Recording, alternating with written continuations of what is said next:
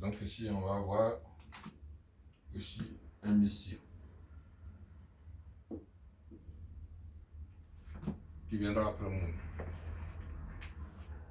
Ce Messie-là, aussi il aura pour mission première. Bon, j'ai mis un avant l'autre, mais ça ne change rien. On va dire ici un, ici on va dire le deuxième. La mission première, c'est de bâtir le royaume de Dieu. La mission deuxième, qui est une mission alternative, comme Dieu a l'habitude de le faire avec la Messie, c'est de restaurer le jardin d'Éden. Le jardin d'Éden,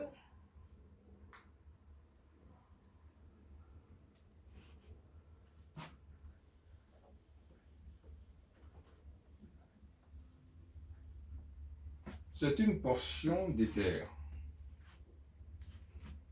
Une portion de terre.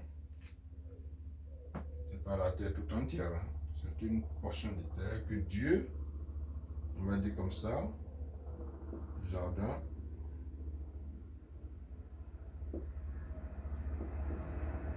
d'Éden.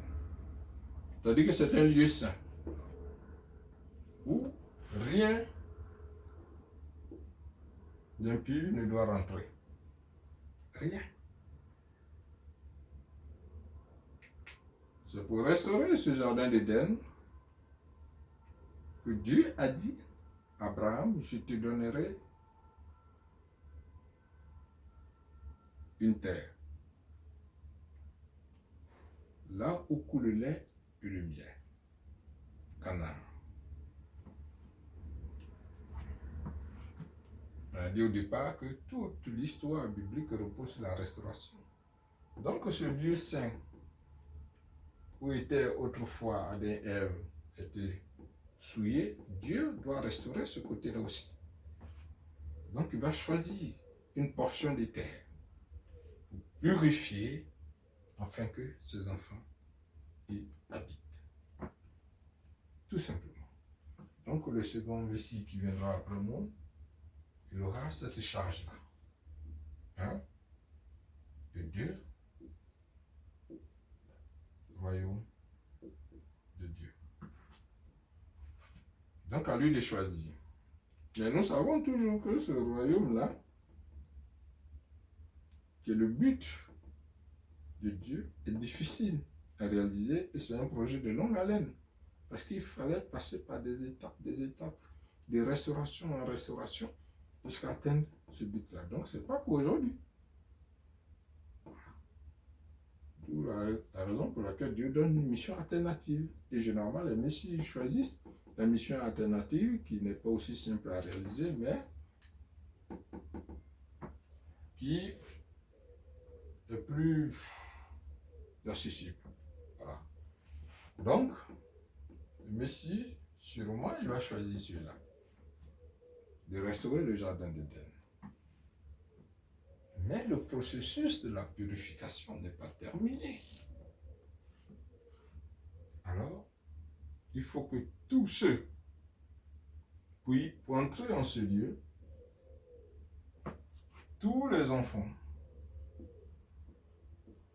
on va mettre ici les enfants de Dieu.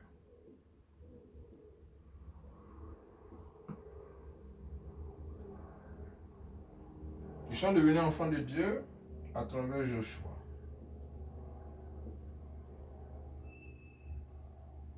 Doivent déjà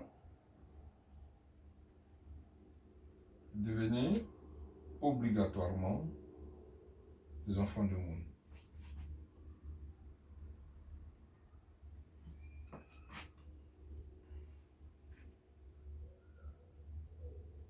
Et devenant enfants du monde, ils doivent tous descendre pour devenir enfants de X, c'est-à-dire le second Messie qui va venir. Obligatoirement. Pourquoi je dis obligatoirement? Parce que c'est le même esprit. C'est le même Dieu qui poursuit son œuvre. S'il a envoyé un enfant qui s'appelle Joshua, dès qu'il meurt, c'est fini. Ta mission terminé sur la terre. Parce que tout le travail se passe là. Donc, le second Messie qui est mou, tout ce qui sont ici doit muter ici, sur le monde. Monde est venu, il est parti. Donc, tous ceux qui sont descendus ici doivent encore poursuivre la sanctification. Parce que tant que nous vivons sur la terre, la sanctification ne s'arrête pas, ça continue. Même ayant le Saint-Esprit, ne veut pas dire qu'on est totalement saint. Non. On a une part de sainteté, c'est-à-dire de cacher la sanctification en soi. Il ne veut pas dire qu'on est totalement saint. Parce que notre vie de tous les jours, on est confronté à des mauvais esprits. Donc, à chaque étape, Dieu envoie un Messie pour purifier le peuple et pour restaurer ce qui a été détruit. Donc, tous ceux qui sont ici doivent descendre là, et ceux qui sont en monde doivent descendre ici sur le Messie que j'ai nommé X. Donc, ce Messie-là, lui, il va avoir la tâche de restaurer le jardin d'Éden et de bâtir le royaume de Dieu. Mais généralement, ils choisissent la mission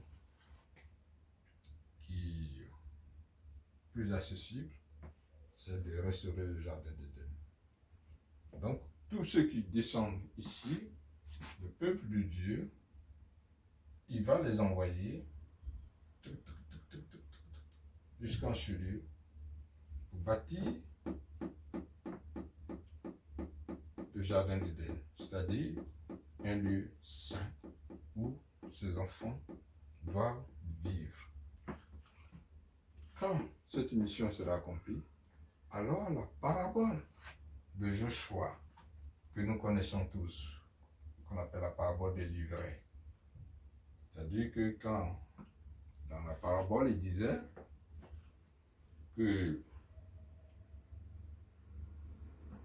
le maître a fait un champ de vigne qu'il a laissé à ses serviteurs. Et un jour, ses serviteurs se sont rendus compte que dans le champ, il y a eu des herbes. Si c'est du blé qu'il a planté, ça veut dire le blé il a poussé, les herbes aussi ont poussé, ont presque envahi le blé. Donc les serviteurs ont demandé au maître, veux-tu qu'on aille couper les herbes? Le maître a dit non, attendez. Le jour que le blé va grandir, on va récolter le blé, on profitera pour couper les herbes. Donc cette parabole que vous trouverez dans Matthieu, la parabole des livrets, va s'accomplir. Mais pas ce Messie-là. Le Messie qui viendra après nous. Celui qui va accomplir cette parabole en convergeant tous les enfants de Dieu vers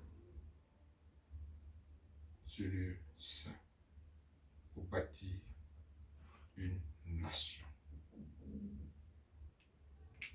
Vous comprenez? Donc, voici la mission du Messie qui viendra avec et après nous. Je fais appel à tous les chrétiens. Et ceux qui ne sont pas chrétiens doivent le devenir.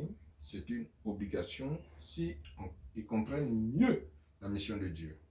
La mission de Dieu ne consiste pas à créer une église. Le sens de l'église, c'est une nation que Dieu veut atteindre. Mais ce n'est pas un lieu où les gens doivent se rencontrer pour prier, chanter, danser. Non, ce n'est pas ça le but. Les assemblées sont nées pour regrouper tous ceux qui ont la même conviction de servir Dieu.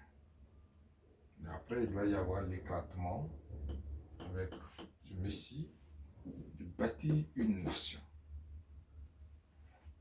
Ou du moins, de restaurer le jardin d'Éden. Donc, ne dites pas que moi je suis pasteur, ne dites pas que je suis apôtre, ne dites pas que je suis évêque ou je suis pape. que Dieu m'a donné une mission, forcément tu dois suivre cela. Si tu ne le suis pas, tu n'es pas enfant de Dieu. Aux yeux des humains, tu peux te faire passer pour un enfant de Dieu. Au niveau spirituel, tu ne l'es pas du tout. Parce que les enfants de Dieu grandissent en esprit et en sainteté et ils doivent se reconnaître. Quand on voit quelqu'un qui dit « moi je suis enfant de Dieu », il faut qu'on voit les marques de Dieu en lui. Je choisis qu'on reconnaît là par son fruit. Donc, il faut qu'on voit les marques de Dieu en lui, pas physiquement seulement, mais aussi spirituellement. Donc, il doit aussi comprendre les raisons pour lesquelles Dieu existe et le but que Dieu veut atteindre. Donc, il doit aller vers ce Messie-là.